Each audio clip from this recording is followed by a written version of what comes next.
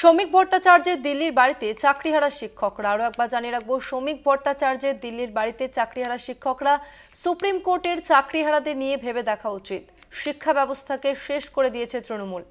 সমাধান না হলে এসএসসির উপর মানুষ আস্থা হারাবে, বললেন বিজেপির রাজ্য সভাপতি। বিজেপির নবনির্বাচিত রাজ্য সভাপতি শ্রমিক ভট্টাচার্য, তার বাড়িতে এবার চাকরিহারা শিক্ষকরা। শ্রমিক ভট্টাচার্যের দিল্লির বাড়িতে চাকরিহারা শিক্ষকরা। এই বাংলা ভাষার মর্যাদার কথা বলছেন, বাংলা বাঙালির লড়াইয়ের কথা বলছেন।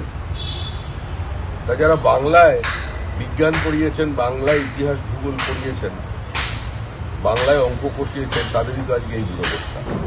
10 বছর চাকরি করার পর যদি কারোর চাকরি না থাকে, তাকে যদি ফ্রেশারদের সঙ্গে কম্পিটিশনে বসতে হয়, এটা তো নিঃসন্দেহে চিন্তাভাবনা করা উচিত। আমার মনে হয় মহামান্য সুপ্রিম কোর্টেরও এটা ভেবে দেখা উচিত। কারণ আদালত মানুষের জন্য জন্ম নিয়েছে, আদালতের জন্য এ ধরনের চূড়ান্ত একটা অমানবিক সিদ্ধান্ত আপনি টেন্টেড বলে কাউকে বলে দিচ্ছেন, আবার টেন্টেড নয়ও সেটাও বলে দেওয়া হচ্ছে, কিন্তু দুটোকে সেগ্রিগেট করা হচ্ছে।